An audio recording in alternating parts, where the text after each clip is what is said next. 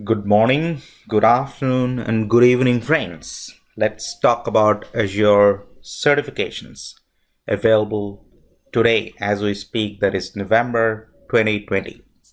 And I'll be focusing on the apps and infra side of the story. There are quite a lot of certificates available in Azure apps and infra. And as you can see, they are broadly categorized in three major categories. One is role-based, where it focuses on what kind of role do you play. Are you an admin? Are you a developer? Are you a DevOps engineer within your organization? So on and so forth. And then in that category, you have a couple of certifications. And then because we are focusing on apps and infra, I will go deeper into each of the apps and infra role-based certification and specialty certification, which basically talks about those areas and what all it covers. And for generalists who don't really have the delivery kind of work or do not implement Azure in day in and day out with their customer or on internally, they can go with the fundamentals certification, which gives a clear picture of the services offered within Azure. And then you can basically have a meaningful conversation with your customer when you get a chance to. So let's dig deeper into the first one, which is the fundamental. This is something which, even if you are starting Azure for the first time, coming from different background, this will give you an overall holistic picture of Azure. It talks about the basic cloud concept, which is cloud agnostic, and then it talks about individual Azure services, key individual Azure services, not everything within Azure, but the key services which is required and which you need to know on a daily basis for dealing with, to understand what the proposal is, how you do the pre-sales activity when you talk to your resource, what is the requirement from your customer, and all those things. And then it goes deeper into security and privacy a bit, because in each cloud discussion, these are the key major aspects. So you need to know what all different options available within the security, privacy, compliance, etc. We have a trust portal available, so basically covers that area. And then last but not the least, how you can avail Azure support and what all different options available and what you get when you choose one over the other. So that's the overall picture of AZ900. That's the Azure fundamentals. And most of the companies today encouraging their resources to go through this fundamental, because that makes them one step ahead of others who are not doing it, right? So you basically are making yourself, warming up yourself for the next game, right? So you are getting yourself ready for the role-based. So let's see what all role-based options you have. Now, Azure Fundamental offers a couple of training courses which are instructor-led training. However, I would recommend that if you are starting, go to microsoft.com/learn. There is a dedicated set of modules for AZ900, and that's the official study guideline or study material given to the individual who attends this instructor-led training. So you can start from there. This will help you understand the overall certificate-oriented training material, and you can pretty much clear the exam by going through that content. So if you do not get chance to attend any of the instructor-led class, you can always go and do a self-study, and that should be enough for you to begin with. And then we jump into the first role-based certification, that is AZ104. That is Azure Administrator. This is more of for IT pro people who will be deploying resources to Azure. They are not writing, let's say, application code, neither doing application development, but they are taking the application from the development team and, let's say, making the infrastructure ready for the final deployment. So they will be setting up the Active Directory environment and then setting up the storage for your application, metadata, deploy and then manage the compute resources which you need for your application. Either it can be, let's say, a virtual machine or an app service or a Cosmos DB, can be any resource in Azure.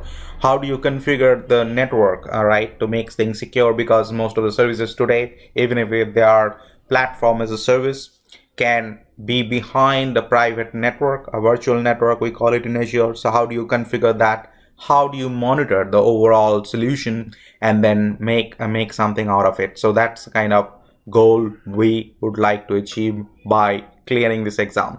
This is a pretty extensive and study you need to do if you are not working on a daily basis on each of the topics. But if you pretty much work on things like this, you will be easily able to clear that by going through the content once. Because imagine one thing, that the exam certification curriculum covers end-to-end on all of things, but in a project we don't need all of the features of a specific service. So you might be doing a very deep implementation of one feature over the other, but you may have 10 different features within a service, like let's say network. So how do you, just to bridge the gap, what you don't do, just to brush up on that. If you do work on networking, it'll become very easy for you because you know the basics, and then it will be quick for you to really study and pick up the other areas.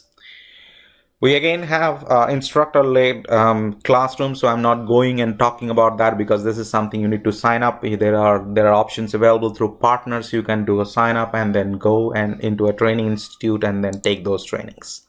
Coming to AZ204, which is a developer-oriented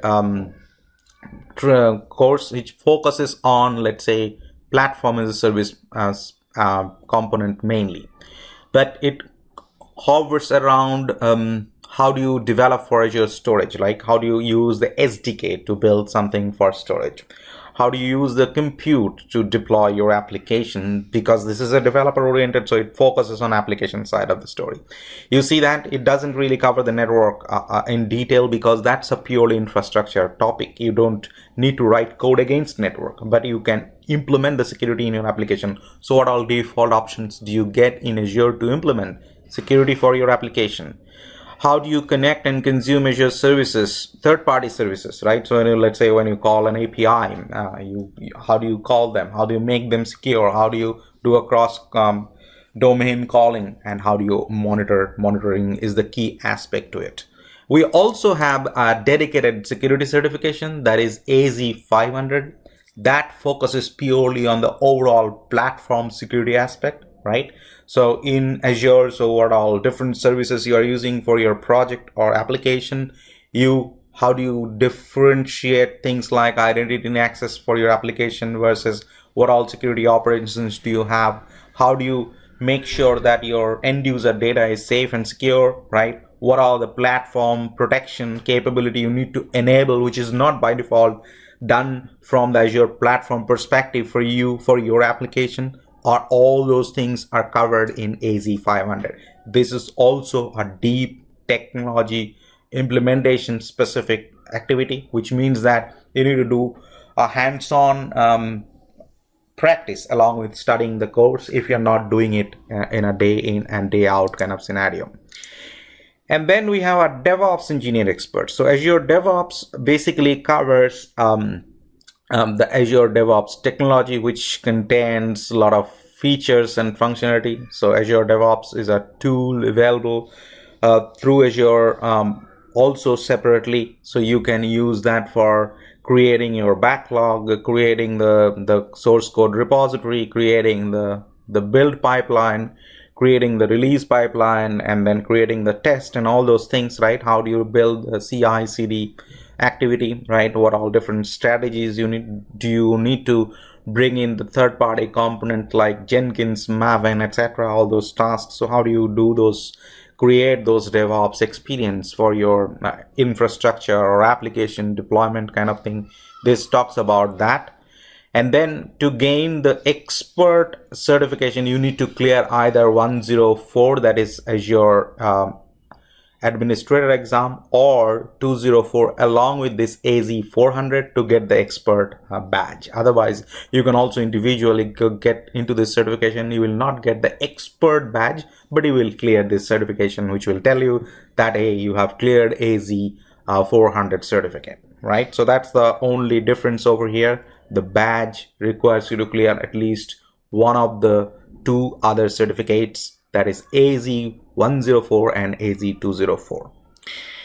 And then Azure Solution Expert, as the name suggests, it is for an individual who basically deals with this overall Azure platform and provides technology solution, and then talks about in the pre-sales and post-sales kind of scenario. You need to have that overall understanding. And to do that, you have got like AZ303. That basically is the technology specific, which talks about various different components. It talks about the security, apps, etc. And then you have got the AZ304. That's the designing the technology, which means you have now all the technology expertise. Now you design and build a solution. So why you select one version of the SQL Server over others? Why you will select Cosmos DB, not the Azure storage? So those are the kind of scenarios and use case given to you, and then you will basically be asked question, and that will provide a sort of high level solution to your end user. So that's what all it covers, and by clearing both the exams, you will become Azure Solution Expert. It's a 3-star badge you will get once you clear these 2 exams. And then after that, we have a specialty certification, which basically focuses on individual workload running on Azure, right? And like SAP, which basically talks about focusing around SAP, what all components you need, and then for different versions of SAP. And SAP, unlike any other solution, requires a specific workload with specific size, because SAP certifies the deployment infrastructure, and if you do not follow their guideline, you will not get the support. And SAP is a business critical component, so you need to always go by their rules. So if they say that you need X amount of RAM, you need to provide that X amount of RAM. So this is focused towards that kind of understanding, because it is not just any other application. It is a very specialized way of deploying things, and SAP has certified Azure platform as its preferred way of deployment with specific guidelines. So that covers the end-to-end story of that thing. And then we have got IoT developer specialty. As this name suggests, it's more to do with writing code for IoT solutions. So how do you provision and manage device, process the data, implement the security and all sort of things using the IoT SDK for the IoT services available in Azure. So that covers a bit in depth, in detail, hands-on kind of activity for IoT things. So this is all what I wanted to talk about in Azure. I hope that you get some understanding and then make your mind to prepare for it. Thank you.